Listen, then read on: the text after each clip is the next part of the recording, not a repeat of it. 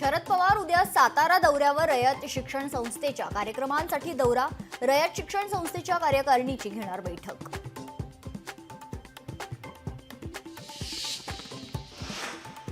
सोलापुरातील दूषित पाणी मृत्यू प्रकरण, पीडित कुटुंबियांना 5 लाखांची मदत जाहीर, तर पालकमंत्र्यांकडून 1 लाखांची रोख रक्कम सुपूर्द।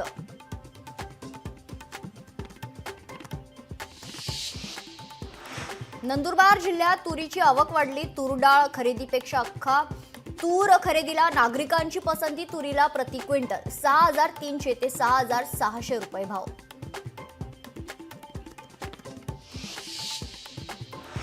फुलेवाड्यात सुप्रिया सुळे आणि भुजबळांची भेट, सुप्रिया सुळेंनी घेतला भुजबळांचा आशीर्वाद, भुजबळांकडून सुप्रिया सुळेंना 2 पुस्तकं भेट।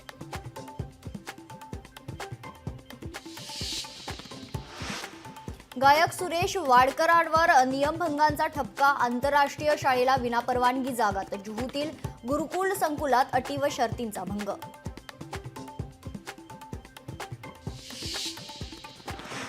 नवी मुंबईतील उष्णता वाढली, 38 अंश तापमानाची नोंद, मे महिन्यात अधिक उष्णता वाढण्याची शक्यता।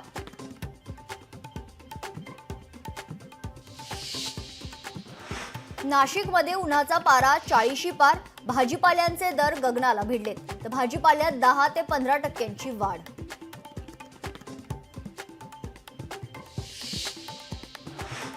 पुण्यात महात्मा फुले जयंतीनिमित्त मिसळीचं वाटप, जोगेश्वरी मिसळ यांनी तयार केली 10,000 किलो मिसळ, मिसळीचा आस्वाद घेताना राज्यमंत्री मुरलीधर मोहोळ।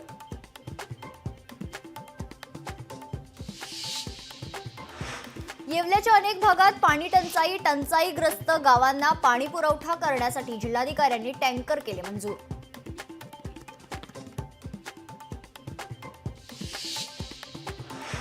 अमरावती मुंबई विमानाचे तिकीट रेल्वेपेक्षा स्वस्त, विमान सेवेमुळे वाचणार 10 तास, 16 एप्रिल पासून अमरावती मुंबई विमान सेवा।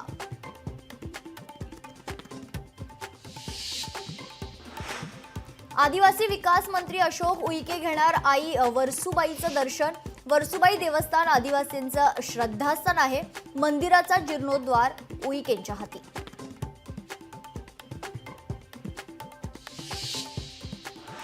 दख्खनचा राजा ज्योतिबा देवाची उद्या चैत्र यात्रा, ज्योतिबा डोंगरावर 2 दिवसांपासून लाखो भाविक दाखल, ज्योतिबाच्या नावानं चांगभलच्या गजरानं डोंगर दुमदुमला।